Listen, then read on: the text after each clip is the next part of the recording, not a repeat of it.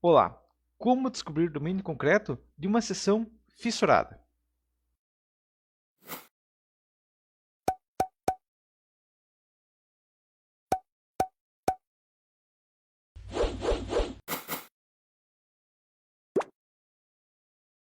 Já existe no canal um vídeo falando sobre isso.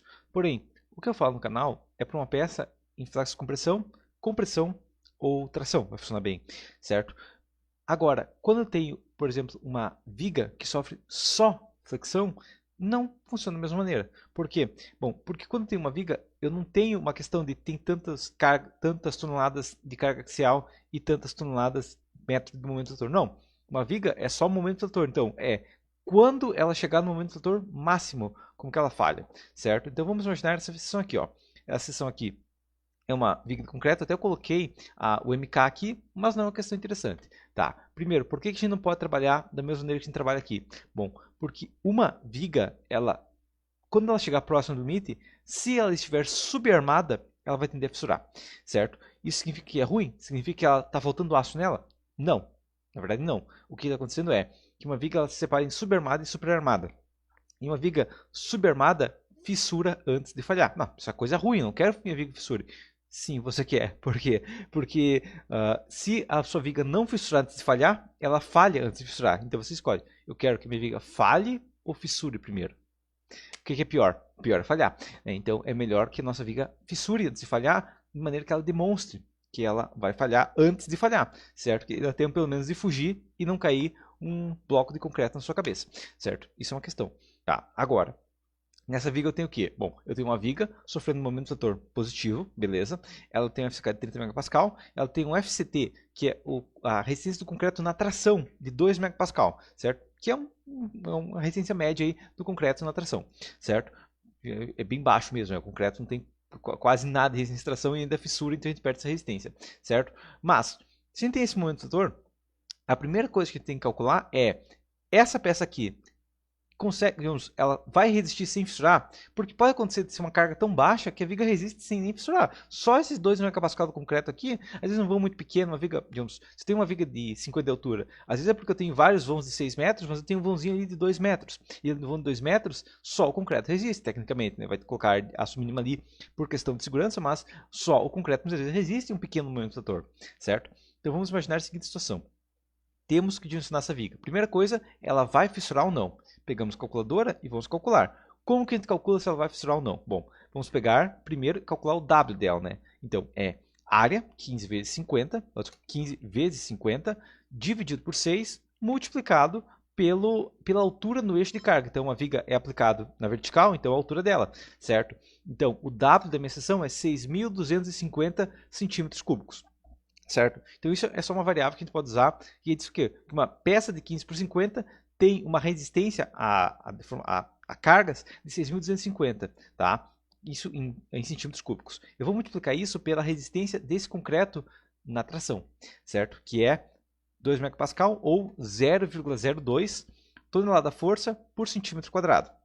Certo? Isso aqui vai me dar um valor de tonelada-força centímetro, que se eu dividir por 100, vai me dar qual a resistência dessa viga aqui sem digamos, só o concreto, né? Sem o aço, certo? Então, minha viga resiste 1,25 tonelada-força-metro sem o aço, certo? Só o concreto é capaz de resistir essa carga. Só que tem coeficiente de segurança ainda, então dividido por 1,4, ela até 0,89 tonelada-força-metro, essa viga resiste aqui sem nenhum aço, certo? Seria equivalente ao quê? Bom, uma viga de 15 por 50 com 0,39 daria no máximo aí duas bases 6.3, tá? Mas é aproximadamente, então, tipo, colocar duas bases 6.3 ou nada nessa viga daria a mesma coisa, né? Por isso que a gente tem uma área de aço mínima um pouco maior que isso, certo? Então, 0,89, 0,9, até deixar aqui, ok? 0,39 aqui, pegar o bloco de notas até, pegar um novo bloco de notas, né? Mas 0,39 tonelada força metro antes não fissura, né? Não fissura, ou seja, essa viga não solicita o concreto mais que o limite,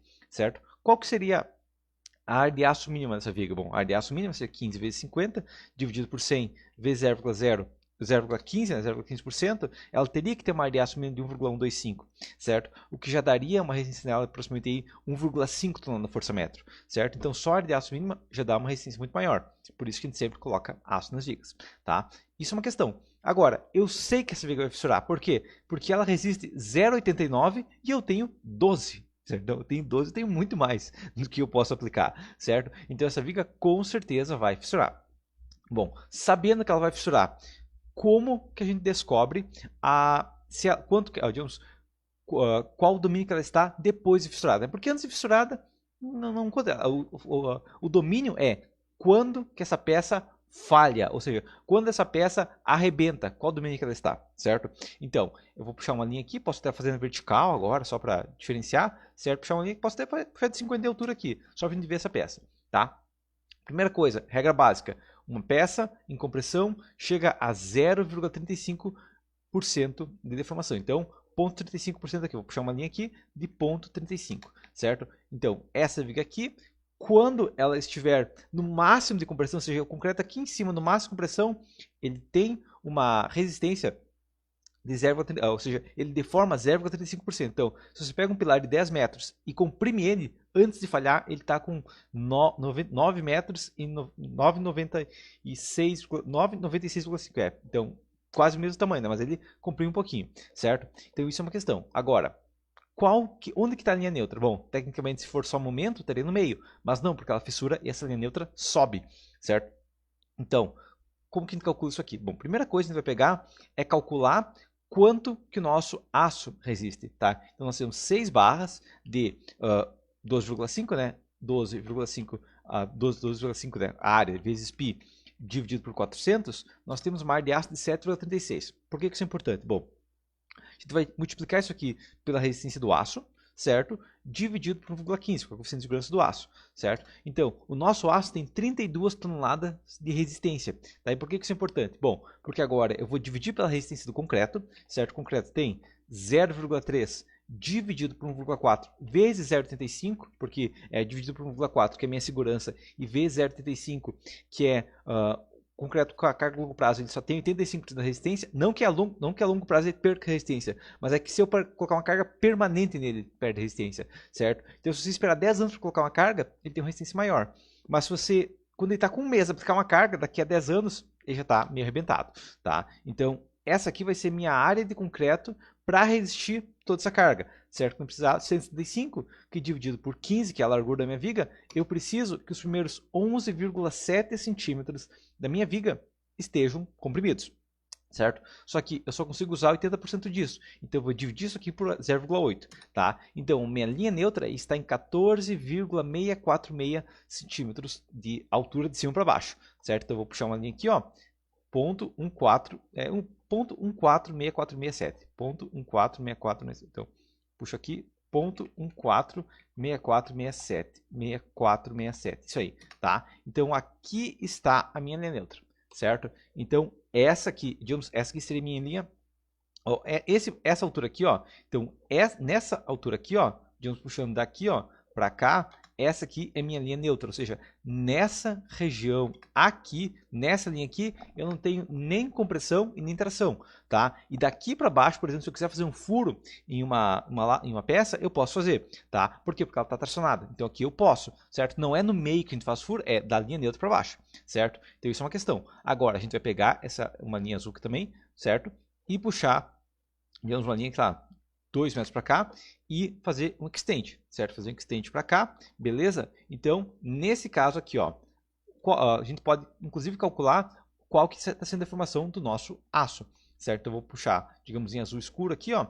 Essa aqui é minha deformação, né? Lembrando que aqui eu tenho 0,35%, 35, né, aqui, e aqui eu tenho 84. Então, minha viga deformou quase 1% na base, certo? O meu aço, primeira barra, está a 4 centímetros de altura, certo? Ponto 0,4, e está aqui o meu aço, certo? E a minha segunda peça aqui está a 9 centímetros de altura, ponto 0,9, certo? Aqui está a segunda linha do meu aço, certo? Então, o que acontece aqui? Que a minha barra de cima deformou 0,63% e a minha barra aqui de baixo deformou 0,75%. Isso significa o quê? Significa que a minha peça de concreto está no domínio 3, certo? Por quê? Porque a deformação do aço está acima de 0,2, ela está em 0,75, mas está abaixo de 1, certo? Então, essa peça aqui, apesar de que é uma quantidade considerável de aço, ainda está no domínio 3, certo? Então significa o quê? Que ela vai fissurar. Então essa região de base aqui vai fissurar, certo? Porque o concreto ele vai fissurar antes disso, certo? Ela vai fissurar e vai avisar antes de falhar. Tá, mas eu estou com tupido de aço e ainda estou no domínio 3. Significa que é praticamente impossível chegar no domínio 4.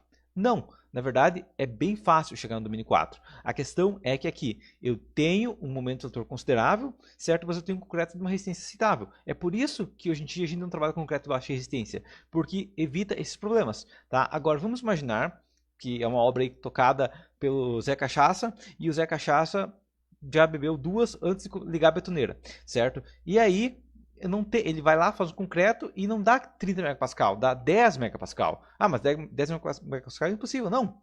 Se você for ver o artigo do professor Paulo Bastos, por exemplo, ele foi em várias obras no Brasil onde tinha 5 megapascal, tá? Então, é muito comum em uma obra sem controle tecnológico dar 10 megapascal ou menos, certo? E aí essa mesma viga, vou pensar assim, ó, essa viga aqui nem colocar tantas barras. Imagina que tivesse 6 barras, ela tem, digamos, só 3 barras, tá? Então, essa viga tem só 3 barras, ok?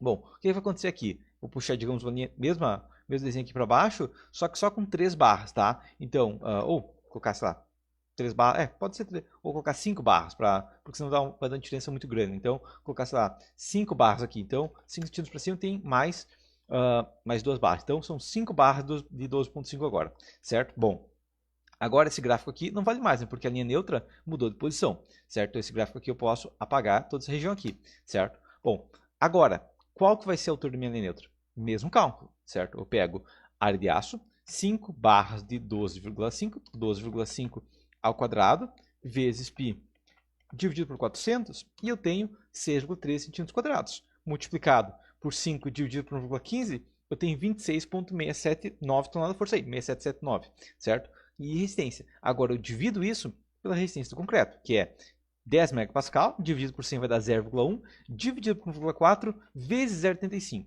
Tá? E aí eu vou precisar de uma área para resistência de compressão de 439 centímetros, que dividido por 15, certo? Vai me dar uma altura de 29,29. E até chegar na linha neutra, multiplico por 1,25 ou divido por 0,8, é a mesma coisa, eu tenho 36,6 centímetros, certo? Então essa linha aqui, ela vai estar 36,6. Então, deixa eu pegar, posso pegar daqui, né? Vou fazer, puxar uma linha nova. Ponto 3, 36,61657, tá? Então, ponto 3666167. 167, ok? Então minha linha neutra está nessa altura aqui, certo? Então ela está muito mais baixa, muito mais meu concreto está comprimido, certo? O que vai acontecer com essa linha aqui? Bom, vou puxar uma linha aqui, certo? Vou puxar, digamos, uma linha para cá qualquer coisa, e vou pegar uma linha daqui até aqui, ó, e vou dar isso aí, e vou dar um extend nela, tá? Então agora vai acontecer o quê? Bom, está aqui minha linha neutra, está aqui a minha seção, certo? O que vai acontecer aqui? Bom, primeira coisa que vai acontecer é que a minha barra de cima ela está 4 centímetros de altura, certo? A minha barra de baixo, a minha barra de baixo está a 4 centímetros de altura, certo? E a minha barra de cima está com 9 centímetros de altura, certo? O que vai acontecer aqui? Bom, agora o topo deformou 0,35%, mas até o topo deformar 0,35%, meu aço na base só deformou 0,09%, certo? E o meu aço no topo deformou 0,04%. E isso é um problema muito grave. Por quê? Porque eu só estou usando 45% da resistência desse aço na base, certo? E do aço da segunda camada, eu estou usando 20% da resistência dele, certo? Então, o que está acontecendo aqui? Está acontecendo que essa viga vai arrebentar antes de chegar no domínio, antes de chegar na resistência do aço. Ou seja, essa viga eu nem vou ter a resistência efetiva para esse concreto todo, certo? Digamos, ela vai falhar muito, muito antes, né, do aço escoar, certo? E aí como que resolve a situação? Bom, para resolver a situação tem duas maneiras. Ou eu tiro um pouco de aço, certo? Porque daí eu volto para o domínio 3, mas essa viga vai falhar, certo? Porque na verdade, eu entupir de aço aumenta a resistência dela, só que o problema é que ela não avisa. Então se eu tivesse colocado menos aço, ela falharia, arrebentaria, a casa cairia igual, certo? Mas seria avisado antes, né? E daí os clientes do Zé Cachaça não perderiam a casa e a vida, certo? Só perderiam a casa, tá? Agora, a maneira correta disso é aumentando o FCK, certo? Então, aumentando o FCK, trabalhando com FCK seguro, trabalhando com concreto de alta resistência e muitas vezes até aqui eu não considerei, né? Mas na verdade, essas duas barrinhas de 8 aqui, elas podem dar uma ajuda na compressão, certo? Eu não considerei nesse caso, porque é uma ajuda pequena, são duas barras pequenas. Mas quem sabe se tivesse umas barras de 12.5 aqui, poderiam dar uma ajudada aqui e avisar um pouquinho antes, certo? Mas a questão que a gente tem é, quando a gente trabalha com cargas consideráveis, a gente tem que trabalhar com a fiscal elevada também. Ou com uma viga alta o suficiente para não entrar no domínio 4. Porque se entrar no domínio 4, ela não avisa antes de falhar, certo? Então, basicamente seria esse o método quando a gente tem uma peça fissurada, certo? A gente vai basicamente calcular quanto de resistência nossa barra de aço tem, nossos vergalhões todos têm, certo? E calcula qual que é a região de concreto equivalente para chegar nessa resistência, certo? E por mais que a gente tenha calculado isso, o que vai acontecer na prática é que, como a gente está com. Se for uma peça aí que ela tenha um concreto de alta resistência, ok, ela vai continuar no domínio 3. Ou, se eu tivesse, sei lá, aqui eu coloquei, digamos, 5 barras, né? Se tivesse 3 barras, 2 barras, ela iria acontecer o quê? Ela iria passar de 1% de deformação, ou seja, ela ia fissurar muito antes de falhar, ela estaria no domínio 2, certo? Na prática, ela vai parar muito antes, né? Porque a gente tem coeficiente de segurança e tudo mais, certo? Agora, se você ignora o coeficiente de segurança, ignora alguma coisinha aqui, ela vai fissurar muito antes de falhar, beleza? Então, seria isso. Até a próxima.